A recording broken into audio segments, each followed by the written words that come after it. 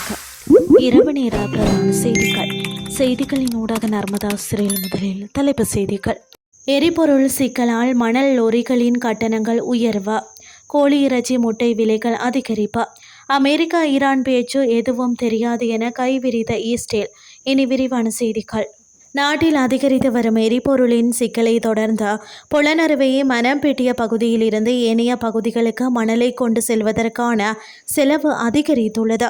இதன்படி 3 கன அடி மணலை கொண்டு செல்வதற்கான செலவு 15,000 ரூபாயாக அதிகரித்துள்ளதாக மனம்பெட்டிய மணல் அள்ளும் லொரி சங்கத்தின் தலைவர் அஜித் கமகே தெரிவித்துள்ளார். இது குறித்து அவர் மேலும் தெரிவிக்கையில், மனம்பெட்டியத்தில் இருந்து கொழும்புக்கு கொண்டு செல்லப்பட்ட 3 கன அடி மணல் 1,40,000 ரூபாவிற்கு விற்கப்பட்டதாகவும், எரிபொருள் விலை உயர்வால் ஓட்டுநர்களின் விலையை 1,55,000 ரூபாயாக உயர்த்த நடவடிக்கை எடுத்துள்ளதாகவும் அவர் சுட்டிக்காட்டியுள்ளார்.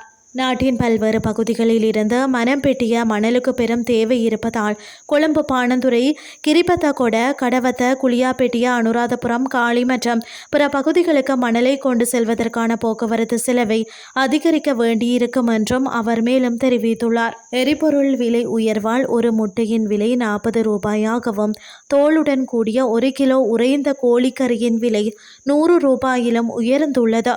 சிறிய முட்டை விலை 37 ரூபாயாகவும், நடுத்தர முட்டையின் விலை 39 ரூபாயாகவும், பெரிய சிவப்பு முட்டையின் விலை 41 ரூபாயாகவும் உயர்ந்துள்ளது.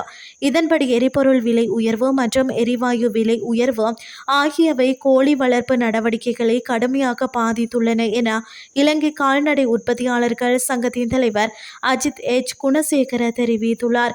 கோழி பண்ணைகளில் இளம் கோழி குஞ்சுகளுக்கு சூடுபடுத்த எரிவாயு பயன்படுத்தப்படுகிறது.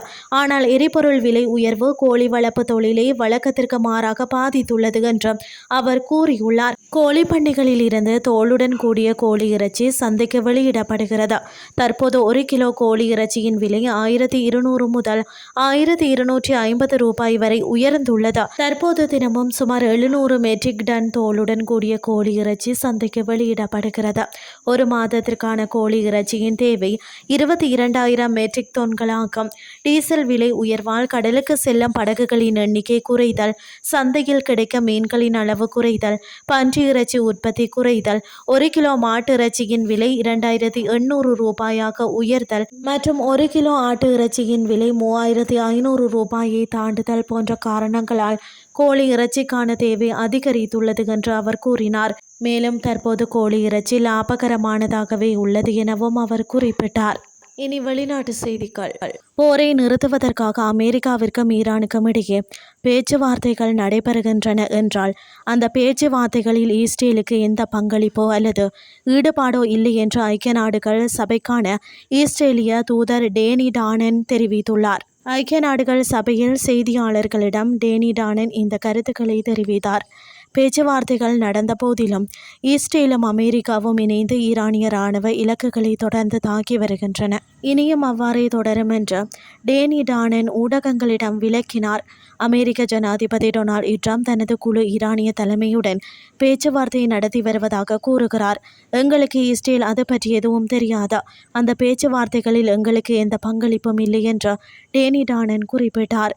இதற்கிடையில் அமெரிக்காவுடன் இணைந்து நடத்தப்பட்ட தாக்குதல்கள் ஈரானிய அரசாங்கத்தை பலவீனப்படுத்தும் சூழலை உருவாக்கியுள்ளதாகவும், ஈரான் மீதான தாக்குதல்கள் பல வெற்றிகளுக்கு வழிவகுத்துள்ளதாகவும் இஸ்ரேலிய பிரதமர் பெஞ்சமின் நெதன்யாகு கூறியுள்ளார். இத்துடன் செய்திகள் யாவும் நிறைவடைகின்றது. அடுத்து காலை 8:30 எதிர்பாருங்கள். நன்றி.